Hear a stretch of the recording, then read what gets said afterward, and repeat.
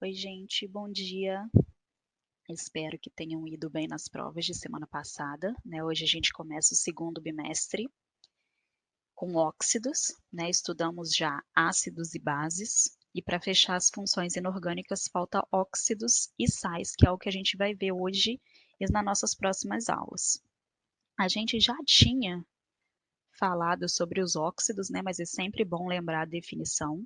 Óxidos são compostos binários, ou seja, formada por dois elementos químicos, onde o elemento mais eletronegativo é o oxigênio.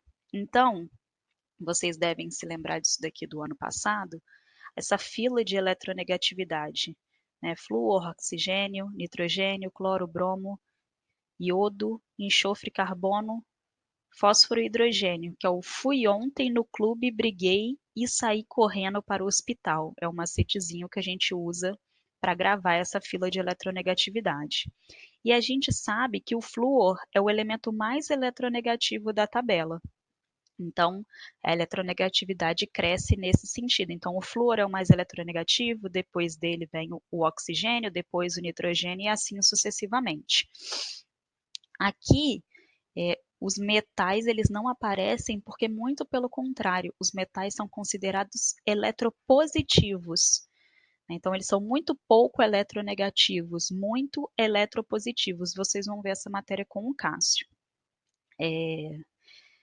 Então, para ser óxido, o oxigênio tem que estar ligado a algum elemento que seja menos eletronegativo do que ele. Que conclusão a gente consegue chegar aqui, gente? Que o oxigênio ligado a qualquer elemento da tabela forma óxido, se for binário, né, gente? Sempre lembrar dessa restrição aqui do binário. Então, por exemplo, CO, SO2, CaO são óxidos porque todos eles são binários e são formados pelo oxigênio e alguém menos eletronegativo que o oxigênio. Então, é primordial que o oxigênio seja o elemento mais eletronegativo nesses casos. Agora, que outra conclusão a gente pode chegar? Quando o oxigênio estiver ligado ao flúor, não vai ser um óxido, né? Por quê? Quem é o único elemento mais eletronegativo que o oxigênio? É o flúor, né? Então, por exemplo, o OF2 não é um óxido, é o fluoreto. É como se fosse quem é mais forte, quem manda, né? A fórmula geral dos óxidos vai ser mais ou menos assim. Como é sempre um composto binário, né, como se fosse um composto AB, e sempre tem que ter oxigênio, pela regra da cruz, a gente consegue fazer a fórmula de qualquer óxido. Então, por exemplo, eu tenho um elemento E qualquer, com determinado NOx, e aí depende, né, se for um elemento da família 1, NOx mais 1, um elemento da família 2, NOx mais 2 e assim sucessivamente. E como a gente sabe que o oxigênio sempre tem NOx menos 2, a gente pode cruzar esses dois valores, né? Então, a gente ficaria com E2, esse 2 está acompanhando o E porque na regra da cruz ele veio lá de cima do oxigênio, OZ, onde Z é o NOx do elemento do metal ou do ametal que está se ligando ao oxigênio, tá? Desses dois casos aqui com o sódio e o alumínio, o óxido de sódio é o Na2O. Por quê? O 2 desce para o sódio, vindo do oxigênio, e como o sódio é um metal da família 1, ele tem NOx mais 1, esse 1 vai descer para o oxigênio. Com o alumínio, que é um elemento da família 13, e tem NOx mais 3, já vai dar L2O3, né? O 3 do alumínio descendo para o oxigênio, 2 do oxigênio descendo para o alumínio. E toda vez que você puder simplificar esse valor, você é obrigado a fazer isso, né? Então, por exemplo, o óxido de cálcio é CaO. Por quê? O cálcio é 2 porque é um elemento da família 2. O oxigênio é 2 menos. Na hora que cruzar, fica Ca2O2. E aí a gente pode cortar, pode simplificar. Pode não, você é obrigado a fazer isso, tá? Coloquei aqui alguns dos principais óxidos que a gente conhece, né? Os mais importantes, mais relevantes, e com certeza o dióxido de carbono ele desponta aí dentre os outros, né? A gente usa e percebe o gás carbônico em diferentes situações, né. Ele é usado para fazer gaseificação de bebidas, né, então quando a gente vê as bolinhas na água com gás, as bolinhas no refrigerante, essas bolinhas são dióxido de carbono. A gente já estudou isso daqui, né, vocês e o Cássio no início do ano, falando sobre o gelo seco, né, que é o CO2 no estado sólido. Qual é a característica aí do gelo seco? Onde vocês estudaram? Em que parte da matéria vocês estudaram sobre isso? Quando estavam falando sobre sublimação, né, sublimar é sair do estado sólido e ir direto para o estado gasoso, sem passar pelo líquido, e o gelo seco consegue fazer isso. Um outro lugar que a gente vê muito falando sobre o dióxido de carbono é como um dos principais gases poluentes, né, locais que têm muitos carros, uma cidade muito industrializada como a nossa, né, a gente tem uma concentração de dióxido de carbono muito elevado na atmosfera. Em biologia, vocês também estudam isso, tanto na fotossíntese quanto na respiração, né.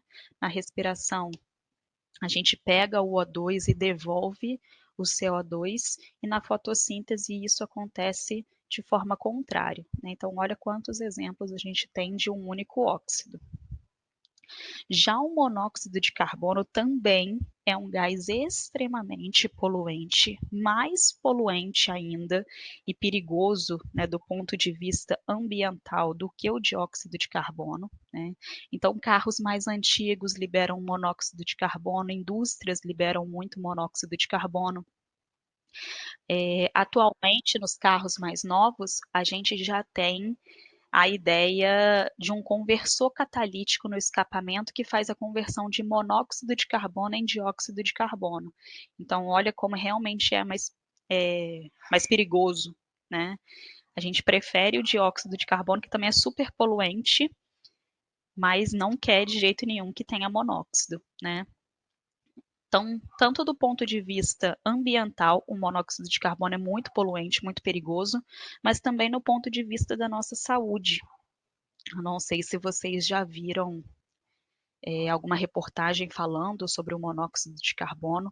Ele é muito perigoso, ele mata muito rápido, porque você fica inconsciente muito rápido, né, e aí você não tem, a reação de fuga, né, você fica ali, continua submetido à inalação desse gás. Esse caso que ficou muito famoso de uma família que foi para o Chile, e aí se intoxicou no quarto de hotel por monóxido de carbono, né, por causa do aquecedor. E aí a família toda morreu. Esse outro caso aqui de intoxicação do gás do chuveiro aconteceu em Santo André, em São Paulo, se não me engano. O chuveiro por gás também utiliza o monóxido de carbono, e aí tem que ter a saída, né, direitinho, ventilação, e aí se isso volta para dentro do banheiro, dentro do quarto, a pessoa acaba, morrendo, né, e você desmaia muito rápido. Então, depois que você desmaia já era, né, porque você continua inalando, não consegue sair dali, então é bem complicado. E essa última aqui, gente, essa do meio, acho que é uma das piores notícias que eu já vi na minha vida, porque, assim, leva a gente pensar numa questão muito preocupante, que é essa questão da ignorância científica, né, que ela ronda aí o nosso país, né. A gente acha que não faz sentido estudar algumas coisas, mas faz muito sentido, né, no dia a dia, a gente consegue aplicar algum desses conceitos. Olha o que que aconteceu. Em julho, né, frio, né, já inverno já no auge, uma família, pai, mãe e criança, foram todos para o mesmo quarto, fecharam tudo, porque estava muito frio, e ligaram uma churrasqueira. Gente, uma churrasqueira. Acenderam uma churrasqueira dentro do quarto para se aquecer, para tentar simular uma lareira, né. Só que eles esqueceram que a lareira, ela tem a chaminé para levar esses gases tóxicos para fora do ambiente, né. E aí morreram os 3, né. Você vê, tinham a criança não, mas tinham 2 adultos ali, né, o pai e a mãe, e na cabeça dos 2 em momento nenhum passou que isso era uma péssima ideia, né, então não dá nem para achar cômico, é trágico mesmo, né, a gente ter esse grau de analfabetismo científico, né. E o monóxido de carbono não tem cheiro, ele rapidamente faz você desmaiar, morreram os 3, né. Até em lareiras mesmo, que tem a chaminé e não vai acontecer isso, você tem que se certificar que a chaminé ela tá livre, né. Às vezes acontece de ficar muito tempo sem usar, passarinhos fazem ninho, né, ou acumula ali sujeira, alguma coisa, e o gás começa a voltar e você nem percebe, né, então é bem perigoso isso, e é uma coisa que a gente tem que ficar bem atento. Coloquei um último aqui, que é o óxido nitroso, que é o N2O, ele é muito utilizado para sedação de pequenas cirurgias, tipo, né, alguma cirurgia dentária, porque você volta rápido, né, é uma sedação bem tranquila, né, não precisa de anestesias mais pesadas, e ele ficou conhecido como gás do riso, ou como gás hilariante, porque numa determinada concentração a pessoa fica sedada, mas em outras concentrações menores ele tem essa ação do corpo, né, de você, ficar feliz, né, sentir essa por isso é chamado de gás hilariante, né, gás do riso. E aí muita gente usa como entorpecente, né, um grande perigo aí ficar usando uma coisa que foi feita para sedação, né, para anestesia, e usar como entorpecente. Esse filme aqui que eu coloquei, esse Aos 13, acho que ninguém deve ter visto, é um filme já antigo, eu eu era adolescente da época que eu assisti, mas é um filme muito bom, 2 meninas ficam amigas, e aí uma era muito certinha, a outra bem louca, e aí começa a levar a menina aí para um outro caminho, e numa cena do filme, as 2 usam esse gás, e aí começam a rir muito e como, né, quem faz uso de entorpecente, o humor fica muito variado, elas começam depois a se bater e acaba machucando a cabeça de uma delas, os pais acabam percebendo. É um filme muito bom, se alguém viu um dia passando, vale a pena assistir. E o óxido nitroso também, ele é utilizado como nós, não sei se é assim que fala, né, do jeito que lê, mas com certeza quem já assistiu algum filme da franquia dos Velozes e Furiosos já viu isso daí, né. O nós ele aumenta a potência do motor, né, fazendo o carro desenvolver muito melhor. Existem alguns tipos de óxidos, hoje a gente vai ver os óxidos básicos, que são aqueles formados por metal de NOx baixo mais oxigênio. Então o que que eu quero dizer com NOx baixo? NOx mais um, mais 2, mais 3, né, então se você tiver um metal acompanhado do oxigênio, e esse metal tiver NOx baixo, a gente pode classificar como óxido básico. Por que que a gente chama desse jeito? O óxido básico, quando reage com água, ele forma uma base. Então, por exemplo, o Na2O é um óxido básico, porque sódio é um metal, e se a gente tirar o NOx dele aqui, ele dá NOx mais um, então é um metal de NOx baixo, mais um, né, porque ele é da família 1. E se a gente reagir com água, a gente consegue formar uma base. Essa reação é uma reação que a gente chama de adição, onde a gente tem 2 reagentes formando apenas um produto. O que que eu tenho aqui? Na2O. Se eu somo com H2O, vai dar Na2, O2, né, somando um oxigênio vindo do óxido e o oxigênio vindo da água, H2. Então eu fico com Na2, O2, H2. Simplificando, né, já que a gente é sempre obrigado a simplificar, a gente fica com NaOH. O 2 que eu usei para fazer a simplificação eu jogo na frente, balanceando a minha equação. Para dar nome para um óxido básico, é óxido de tananã, né, o nome do elemento no metal que está acompanhando o oxigênio. Então, por exemplo, Na2O, óxido de sódio, CaO, óxido de cálcio. Então, se a gente tiver o óxido básico sendo formado por um metal representativo, né, e lembrando que os elementos representativos são as duas primeiras colunas da tabela e as 6 últimas, a gente chama simplesmente de óxido de tananã, o nome do elemento. Então pode ser óxido de magnésio, óxido de bário, óxido de lítio, óxido de alumínio, né? Qual que é o problema aqui? Se a gente tiver um óxido sendo formado por metal de transição, acaba que a gente precisa indicar qual o NOx do metal de transição. A gente sabe que metais de transição possuem NOx variável, né? E cada um de um jeito, a gente estudou isso em bases. Então, por exemplo, o ferro pode ter NOx mais 2 e mais 3. Então, eu preciso usar esse NOx para diferenciar quem é quem, né? E aqui a gente vai usar ICO para aquele que tiver o maior NOx e uso para aquele que tiver o menor NOx. Então, ó, no caso do ferro, Fe2O3, que é onde o ferro tem NOx mais 3. Como o mais 3 é maior que mais 2, o mais 3 termina com ICO e o mais 2 termina com oso. Então, o Fe2O3 é o óxido férrico e o FeO é o óxido ferroso, né?